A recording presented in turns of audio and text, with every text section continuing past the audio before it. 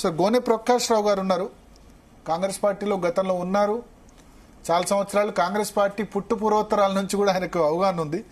Yes గోనె ప్రకాష్ రావు గారు, so Meenakshi style of functioning ఎట్లా ఉంటుంది అని అనుకుంటున్నారు?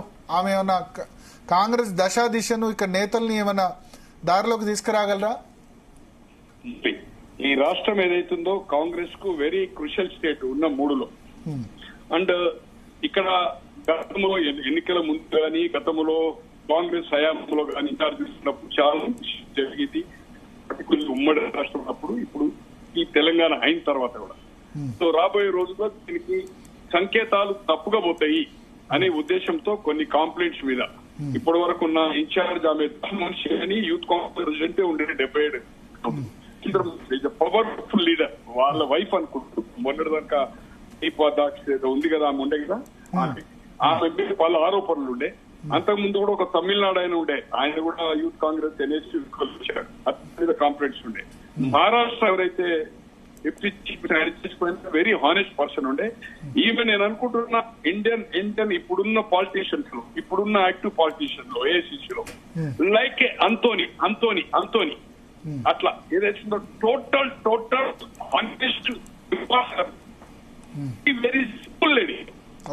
యాక్చువల్ తమిళనాడు యూనివర్సిటీలో పోయి చదివి అక్కడనే కంటిన్యూగా ఏదైతుందో నేషనల్ ఆర్గనైజేషన్ ఎన్ఎస్సీ తర్వాత మధ్యప్రదేశ్ నుంచి 2000 అనుకుంటా 3 సార్లు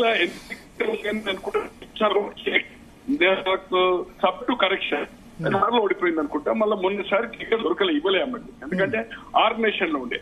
టోటల్లీ నేను అనుకుంటున్నాను పెళ్లి కూడా చేసుకోలేదు. Totally almost devotee of Congress party. నేను అనుకుంటున్నా ఈ హానెస్ట్ పర్సన్ ఇప్పుడు హార్డ్ ఒక్కసారి పర్సన్ లేరు. నాకు తెలిసినంత వరకు ఏదైతుందో ఆమె సింపుల్. ఈ రోజు ట్రైన్ లో వచ్చిందని ఎవరో నేను చూడలేదు అనుకుంటుంది. ట్రైన్ వచ్చింది కాచిగూడ రైల్వే స్టేషన్. మన మెయింటెనెన్స్ కూడా బాగాలేదు. రాజ్భవన్ పక్కకుంటారు, ఆ గెస్ట్ హౌస్ లో కూడా ఆగింది. సో ఏది వెరీ వెరీ హానెస్ట్ లేడీ. ఖచ్చితంగా కాంగ్రెస్ ఏదైతుందో ఈ పైరవకారులకు, ఈ మస్కా కొట్టిందో రియాలిటీ రేపు కాంగ్రెస్ ఏం నిర్ణయం చేసుకుంటది. లీడర్ల కాస్ట్ కాంబినేషన్ లో కొంత ఎబిలిటీ ఉన్న వాళ్ళు కూడా రాదు, ఎబిలిటీ ఉన్న వాళ్ళు కూడా పక్కకు తోసేవలసి వస్తుంది. ఇప్పుడు అద్దంకి దయాకరే తీసుకుందాం మనం. అందుకే మాల అనే ఇష్యూ మీద రేపు రాకపోయే అవకాశం ఉంది. ఎస్సీకే రాకపోవచ్చు, ఎస్సీకి వస్తే మాదికకు వస్తుంది, మాలకు రావడంలో మళ్ళీ చిక్కు వస్తుంది, అక్కడ హర్డీ లేదు. అట్లనే మెరిట్ పిల్లలతో పార్టీ కోసం పనిచేసి 2 సార్లు ఓడిపోయినా కూడా, 5 సార్లు ఓడిపోయిన వినోద్ లాంటి వాళ్ళ ఇక్కడ దొరికింది, తప్పేం లేదు.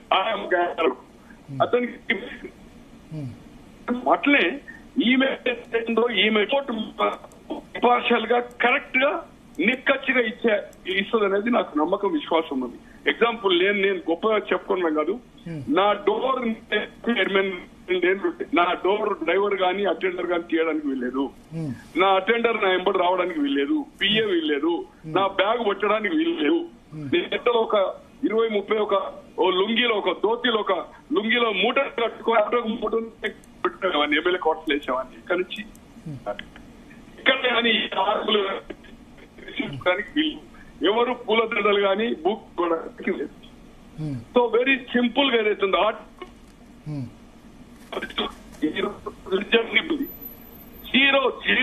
పండితుడు నేను ఏదైతుందో ఆర్టీసీ చైర్మన్ అని is a more than cabinet rank ఇవ్వకుండా ర్యాంక్ ఇచ్చాడు.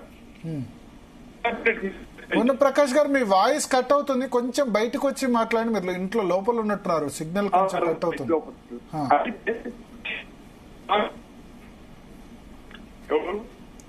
ఏదైతుందో మంచి పర్సన్స్ చూజ్ చేసి ఈ లైన్ ఏదైతుందో ఇప్పుడు కొంత లైన్ తప్పింది, డిసిప్లిన్ లేదు.